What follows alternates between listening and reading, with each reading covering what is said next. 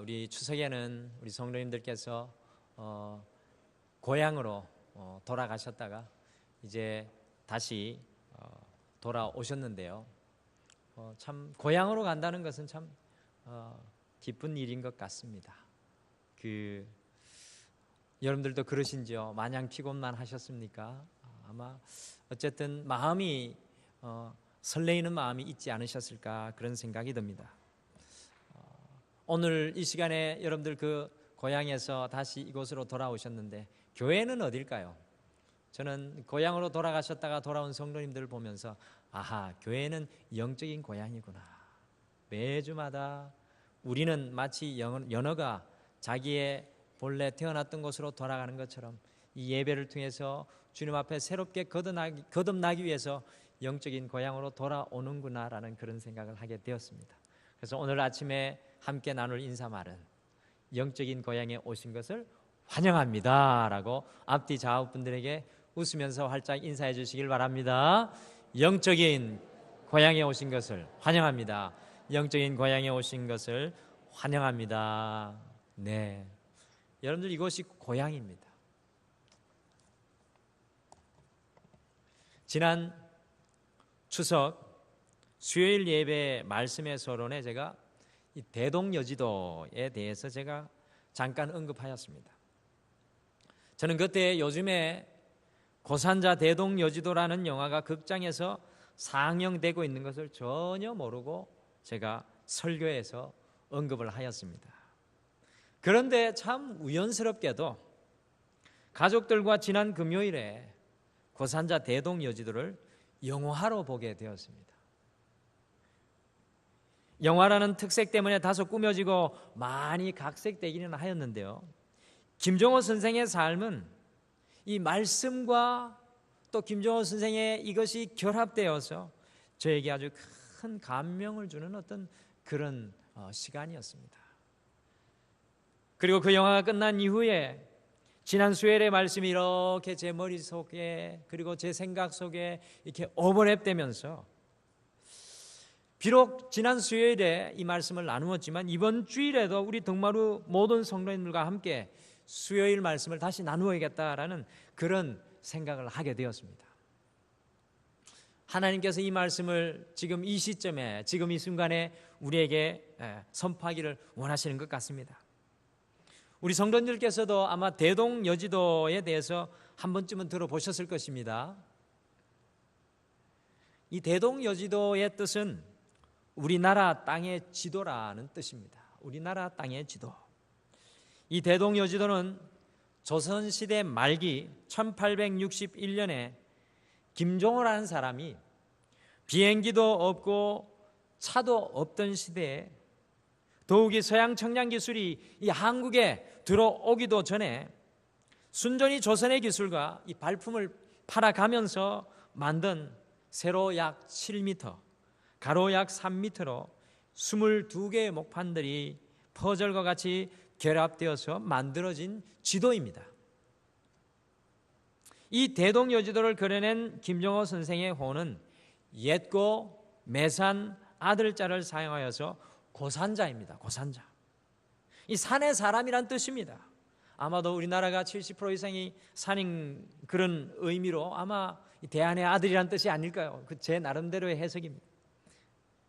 고산자 김종호가 대동여지도를 자신의 일평생을 바쳐서 그린 것은 자신의 청량 실력과 지도 제작 능력을 뽐내기 위함이 아니었습니다.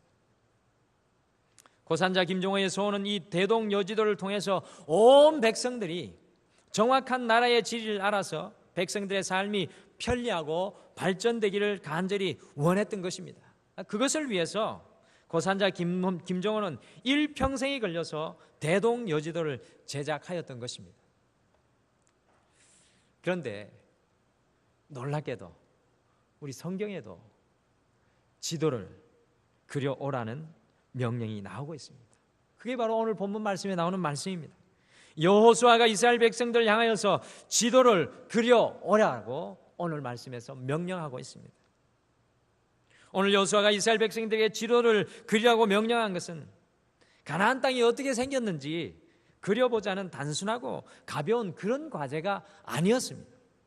오늘 여호수아가 이스라엘 백성들에게 지도를 그려오라고 하는 그 명령은 바로 지금 이 순간 이스라엘 백성들의 상황에 절실하게 요구되는 명령이었기 때문에 하나님을 통하여 여호수아가 지도를 그려오라고 이스라엘 백성들에게 명령하였습니다.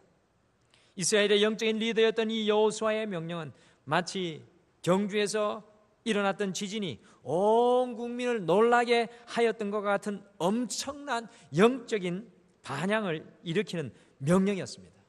한마디로 말씀드리면 이스라엘 백성들에게 굉장히 중요한 영적인 진리를 제공하는 그런 명령이었습니다. 여호수아 18장 바로 이 순간에 이스라엘 백성들에게 꼭 필요한 영적인 진리였다는 것입니다. 저는 오늘 이 말씀이 우리에게도 꼭 필요한 하나님의 말씀이 아닌가, 우리의 심령 속에 울려 퍼져야 될 하나님의 말씀이 아닌가 생각합니다. 그래서 오늘 말씀의 제목은 회복, 영적인 지도를 그리며 살아가라입니다.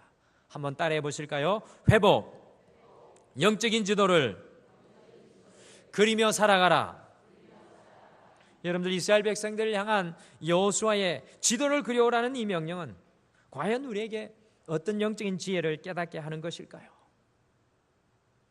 오늘 이 예배를 통해 우리의 삶에 또 하나 회복해야 할 삶의 과정인 이 영적인 지도를 그리며 살아가라는 이 도전의 말씀, 오늘 우리가 생각해야 될 과제입니다.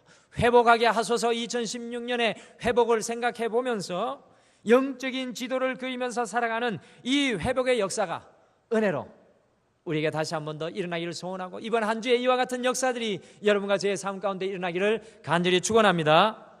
첫 번째, 영적인 지도를 그리기 위해서는 일어나서 두루다니며 살펴야 합니다. 우리가 영적인 지도를 그리기 위해서는 일어나서 두루다니며 살펴야 합니다. 오늘 말씀의 배경을 좀 아셔야 왜 여호수아가 이스라엘 백성들에게 지도를 그려오라고 했는지 좀 이해하실 수 있을 것 같습니다. 여러분들, 광야 40년 생활 이후에 모세를 이어서 이스라엘의 지도자 된 여호수아는 홍해를 기적과 같이 건너고요, 초롱병 여리고성을 무너뜨리고 아이성을 한번 실패했지만 진멸시키고 가나안의 중요한 모든 거점들을 다 굴복시켰습니다. 그리고 12지파 중에 5개의 지파인 르우벤, 갓, 므낫세, 에브라임, 유다 지파는 벌써 자기 땅을 차지하였습니다.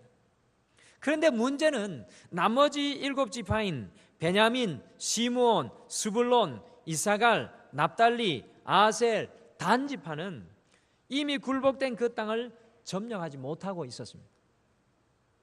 그러니 이것을 본 여호수아의 마음이 어떠하였겠습니까? 이제 주님 앞에 갈 날이 점점 다가오는 여호수아, 110세의 여호수아가 죽게 되는데 그 110세를 향하여 달려가고 있었던 이 여호수아의 마음이 어땠을까요? 우리 3절을 같이 읽으시겠습니다. 3절 말씀 같이 읽겠습니다. 시작.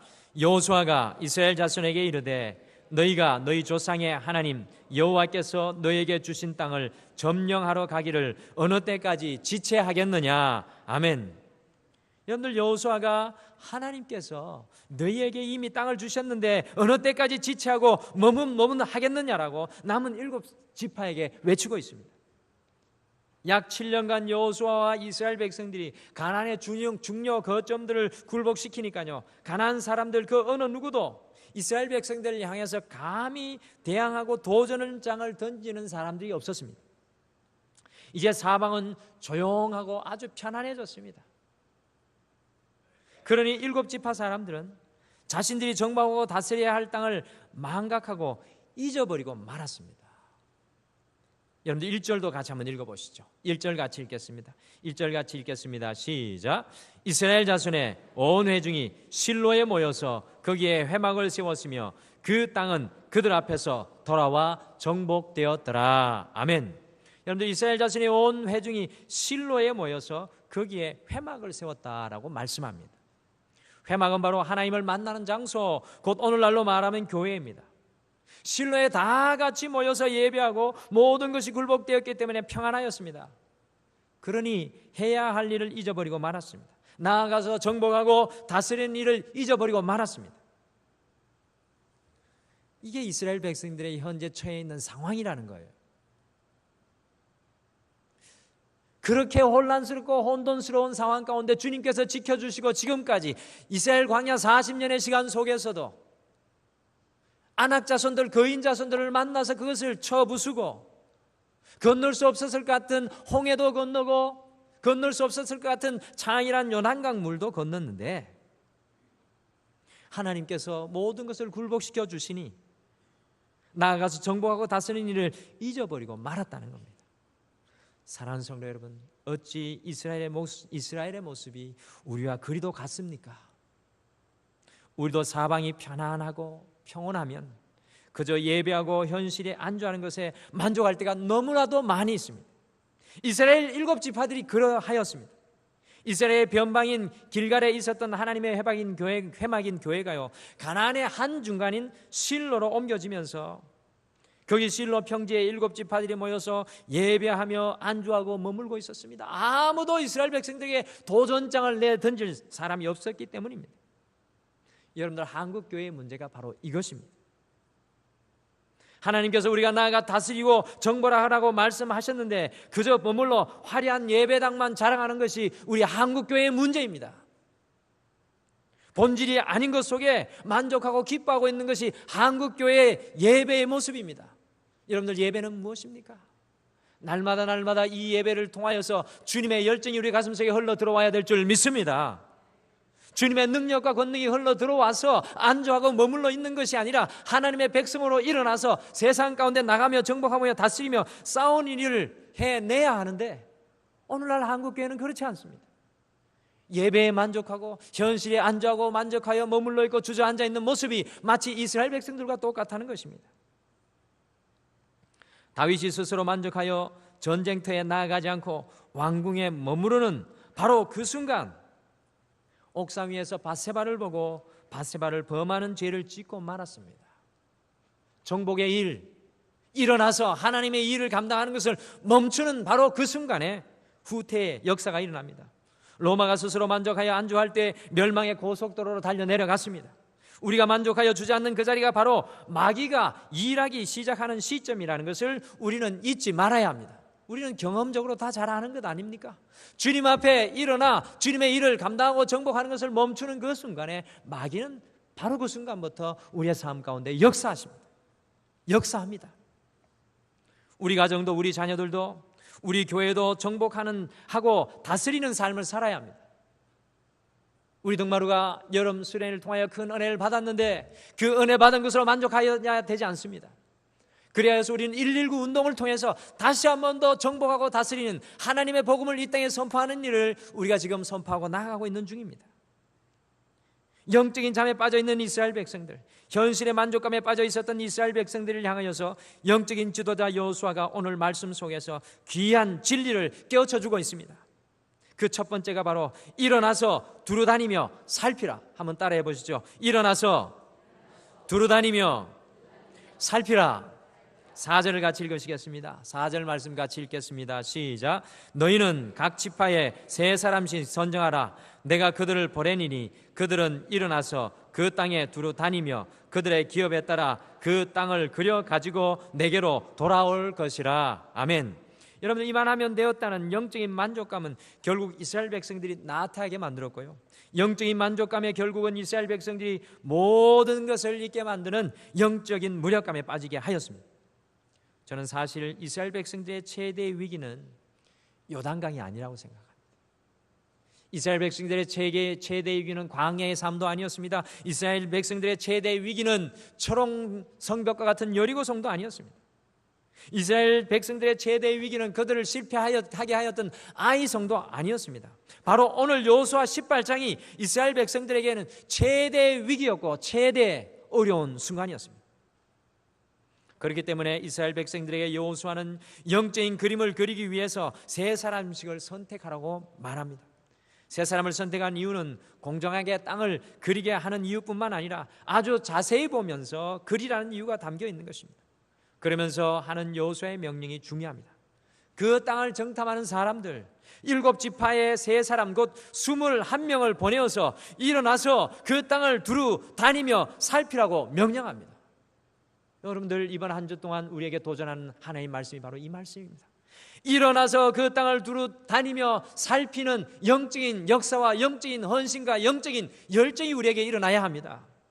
이 명령은 창세기 13장 17절에서 하나님께서 아브라함에게 하였던 명령과 동일한 명령입니다. 아브라함에게 가나안 땅을 주시며 하나님께서는 너는 일어나 그 땅을 종과 횡으로 행하여 보라, 내가 그것을 내게 주리라고 하셨습니다. 하나님께서 아브라함에게 축복을 주실 때 종과 행으로 행하여 보라고 말씀하셨습니다. 곧 아브라함이 믿음으로 바라보고 밟고 다닌 그것을 주신 것입니다. 보는 것만으로 만족하지 않습니다. 우리가 그곳에 가서 종과 행으로 행하고 그것을 확인하고 체험하고 나서 하나님께서 그것을 통해서 축복하시고 은총을 베풀어 주시는 것입니다. 우리가 영적인 그림을 그리기 위해서는 종과 행으로 행하여야 합니다. 일어나서 두루 다니며 살펴야 합니다. 여러분들 연세 드신 분들이 가끔 이야기하시죠. 아이고, 주님 앞에 갈 날 밖에 남지 않았는데 이제는 제가 하나님 앞에 뭘 하겠습니까? 라고 하시는 말씀을 우리 교회가 아니라 다른 교회 성도님들에게 제가 자주 들었습니다. 맞습니다. 주님 앞에 가실 날만 남았습니다. 저도 마찬가지입니다. 주님 앞에 갈 날만 남아있죠. 그런데 여호수아의 고백, 여호수아의 도전에 의하면 아직도 우리가 일어나서 다니며 두루 살펴야 할 것이 있다는 것입니다. 연세 드신 분들이 그렇다면 우리 젊은 사람들은 오죽하겠습니까? 자녀들을 살펴야 합니다. 여러분들 믿음의 부모로 우리가 자녀들을 살펴야 합니다. 부모들이 영적인 잠을 자고 있다면 여러분들 자녀들에게 우리가 무엇을 기대할 수 있겠습니까? 여러분들은 과연 일어나 그 땅을 두루다니며 살피고 있습니까? 아니면 이스라엘 백성들과 같이 영적인 잠에 빠져 있지는 않습니까? 우리 자녀들의 사업과 직장을 우리가 살펴야 하고 교회를 살펴야 합니다. 영적인 만족감에 빠져 있었고 영적인 무력감에 빠져 있었고 영적인 나아탐에 빠져 있었던 7지파에게 여호수아는 일어나서 두루 다니며 살피라고 합니다. 이번 한 주 우리가 회복되어야 할 것이 바로 이것입니다. 일어나서 두루 다니며 살피는 영적인 일이 무엇일까요? 김종호는 산의 사람이라는 의미로 고산자라고 불렸습니다. 제가 수요일에는 높은 골자로 잘못 설명을 해드렸는데 그게 영적인 비밀이 있더라고요. 옛고거든요.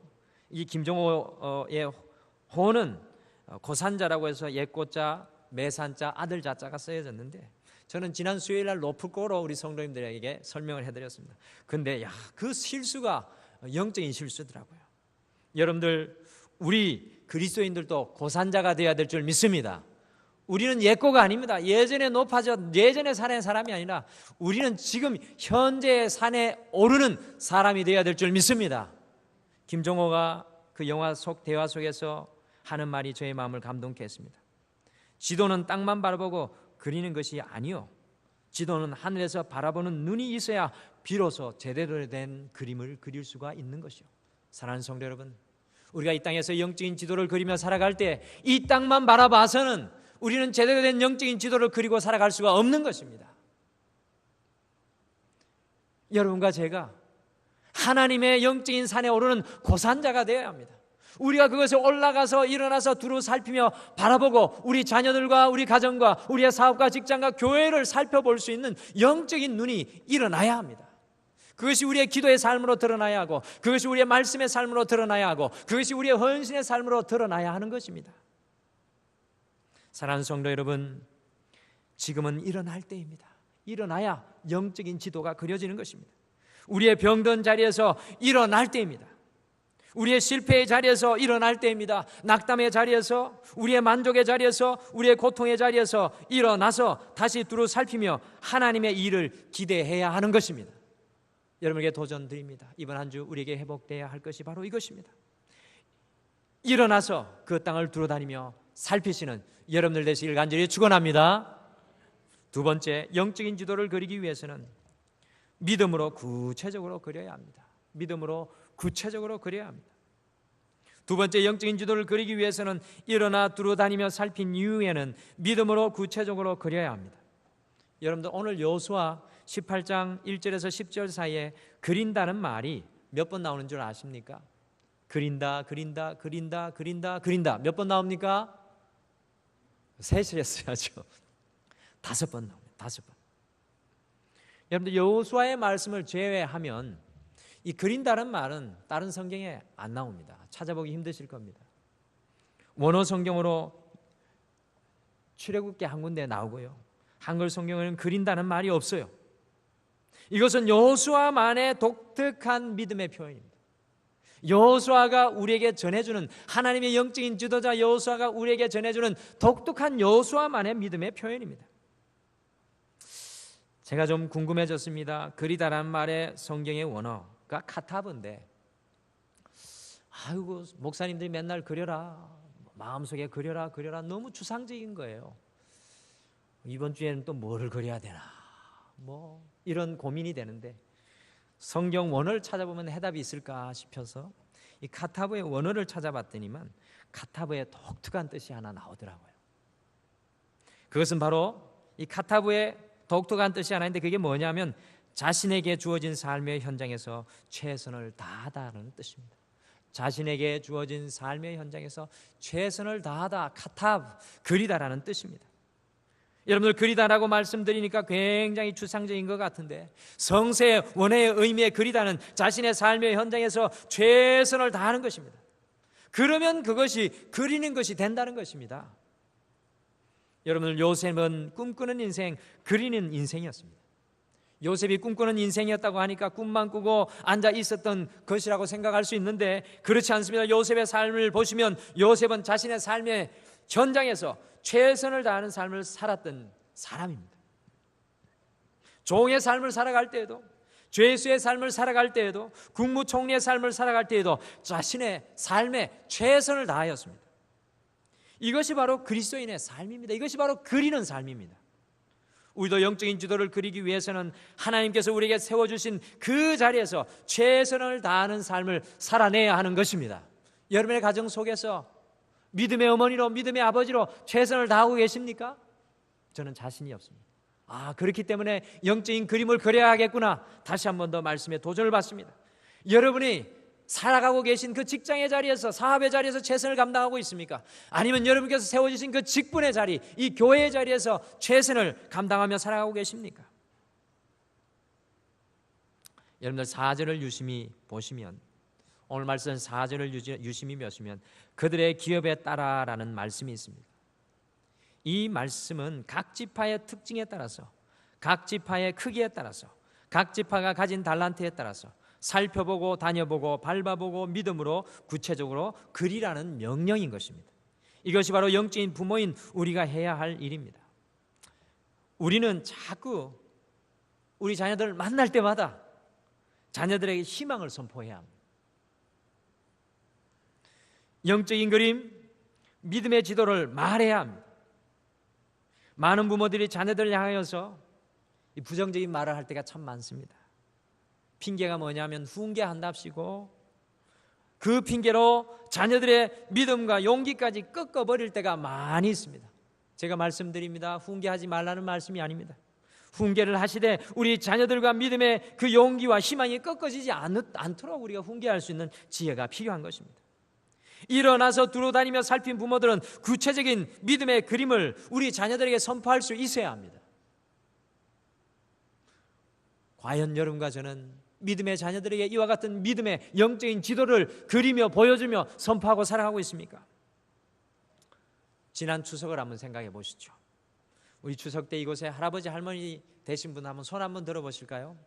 할아버지 할머니 되신 분은 손을 이렇게만 드셨는데, 할아버지 할머니들이 우리 손자 손녀들을 추석 때 만나면 무슨 말을 해야 하겠습니까? 아따 그놈 참 똑똑하네, 잘생겼네, 이런 말도 해주셔야 되죠. 너 많이 컸다. 그리고 할아버지 할머니가 할 말은 사실 없습니다. 그거 다음에는 그냥 웃고 앉아 있는 게 우리 아버지가 하는 일이시더라고요. 할 말이 없어요. 그러면 제가 힌트를 드리겠습니다. 영적인 믿음의 할아버지 할머니들은 손자 손녀들을 만나면 어떤 일을 해야 할까요? 저는 믿음의 할아버지 할머니는 손자 손녀들에게 구체적인 믿음의 지도를 그려주는 사람이 되어야 한다고 믿습니다. 여러분들 손자 손녀들 앞에 놓고 그와 같은 영적인 그림을 그려주실 수 있어야 되지 않겠습니까? 아브라함이 아들 이삭에게 그렇게 하였습니다. 그것이 성경의 내용이에요. 야곱이 그의 자녀들에게 그렇게 하였습니다. 성경의 역사가 바로 이 믿음의 그림을 그리는 역사인 겁니다. 보지도 못하고 듣지도 못하고 말하지 못하였던 헬렌 켈러 여사는 세상에서 가장 불쌍한 사람은 볼 수 있는 시력은 있으나 꿈과 비전이 없는 사람이라고 말했습니다.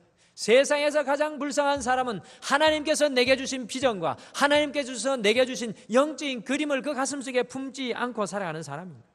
또한 미국의 28대 대통령 윌슨은 우리는 꿈에 의해 성장하고 모든 위대한 사람은 꿈꾸는 자였다라고 말했습니다. 우리 마음속에 희망과 꿈이 있는 사람은 지체치 않고 어려운 순간에도 믿음으로 살아갑니다. 하물며 믿음의 그림, 영적인 지도를 그 가슴속에 그리며 품고 있는 사람이 어떤 능력으로 살아가겠습니까? 사랑하는 성도 여러분, 여러분은 이 영적인 지도를 그리며 살아가고 있습니까? 이 믿음의 지도를 품고 살아가고 계십니까? 여러분의 인생 가운데 하나님께서 역사해 주실 그 지도를 가지고 계십니까? 정말 가지고 계십니까? 이번 한 주의 질문입니다. 없다고 걱정하지 마십시오. 지금부터 그리시면 됩니다. 여호수아가 바로 그것을 명령하는 것입니다. 영적인 그림을 그려오라. 1883년 5월 24일에 군중 15만 명과 마차 1500대가 늘어선 가운데 뉴욕의 브루클린과 맨하탄을 잇는 브루클린 다리 준공식이 건행되었습니다. 이 다리는 최초로 교각이 없는 다리, 그러니까 지주가 없는 다리죠. 지주가 없는 다리라는 점과 너무나 불가능한 환경의 장애를 이기고 지어진 다리라는 사실을 우리를 아주 굉장히 놀라게 하는 겁니다. 그래서 미국에 가면, 뉴욕에 가면 아마 이 브루클린 이 브릿지를 아마 사람들이 많이 보러 가는 것 같습니다. 뉴욕이 커져서 브루클린과 맨하탄을 왕래하는 사람들이 많아졌지만 그 사이에 흐르는 물살이 너무 세어서 그 당시 전통적으로 생각하던 다리 교각을 놓을 생각을 아무도 하지 못했습니다. 지주를 세우고 그곳에 다리를 세울 수 없다는 겁니다. 그런데 존 로블링이라는 사람이 교각 없는 다리를 설계하였습니다. 여러분들 그 당시 모든 사람들이 존 로블링을 보고 몽상가요 공상가라고 비웃었습니다. 하지만 존은 그의 아들 워싱턴 로블링과 어려운 공사를 시작하였는데 불과 몇 개월 만에 아버지 존 로블링은 사고로 죽고 아들 워싱턴 로블링은 뇌를 다쳐서 말도 못하고 움직이지도 못하게 되었습니다. 겨우 손가락 하나만 움직일 수가 있게 되었습니다. 이제는 모든 것이 끝난 것만 같았습니다. 그러나 그 다리를 향하여 꿈을 꾸었던 워싱턴 로블링은 자기가 짓고 있는 그 다리를 자기 집 쪽에서 바라보면서 또한 만안경으로 바라보면서 아내와 손가락으로 신호하면서 13년이나 걸려서 이 다리를 완성시켰습니다. 반대하던 사람 그리고 조롱하던 사람들은 워싱턴 로블링의 꿈을 향한 그 정성과 열정에 감동되어서 이 다리를 완성하도록 적극적으로 도왔습니다. 무려 13년에 걸쳐서 이 다리가 세워지게 되었습니다. 교각 없는 다리이니까요, 처음에 사람들이 그것을 지나다니기를 꺼려하였습니다. 그런데 그의 부인이 코끼리를 수십 마리 데리고 와서 이 다리를 건너면서부터 다리에 대한 신뢰가 더하게 되었습니다. 움직이지는 못해도 꿈이 있는 사람은 좌절하지 않습니다. 결국 꿈의 사람, 구체적으로 그리며 살았던 사람을 통해서 불가능한 일이 이루어지게 되었다는 것입니다. 사랑하는 성도 여러분, 그리스도인은 영적인 지도를 그리며 살아가는 사람입니다. 여러분들은 과연 영적인 지도를 그리며 살아가고 계십니까? 우리 자녀를 바라보며 영적인 지도를 그리시고 계신 것이 있습니까?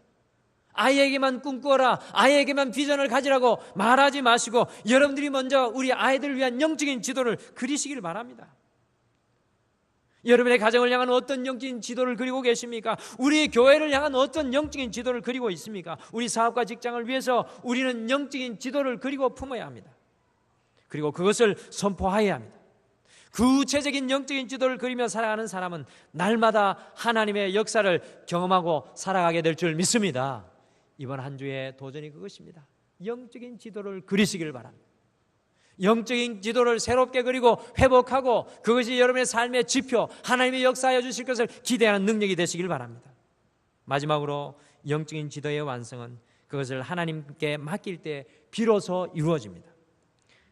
재미있는 일은 그렇게 열심히 온 땅을 보고 두루 살폈는데 그것을 하나님께 가져오라고 합니다. 저는 이 말씀을 보면서 참 질문이 생겼습니다.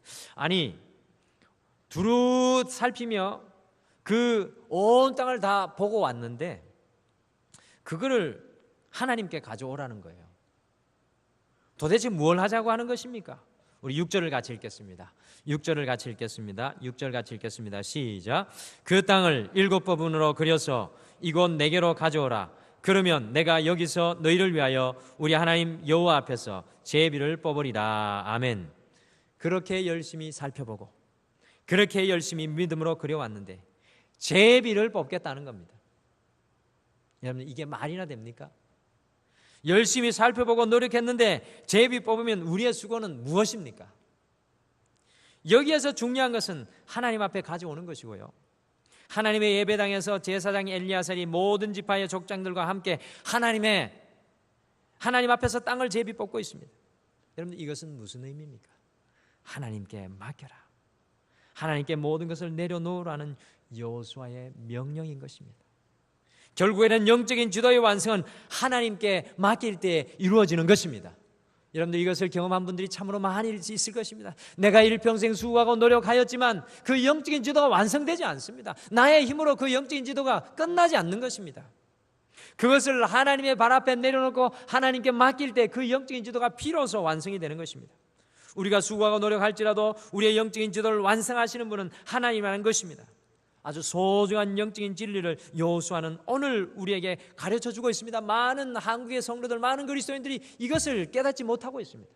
그저 한번 주일 예배 드리고 그것으로 만족할 때가 많습니다. 하나님은 그것보다 더 큰 것을 우리에게 요구하십니다. 우리의 삶의 전체를 이 예배를 통하여 내려놓고 하나님 앞에 맡기는 것을 원하시는 것입니다.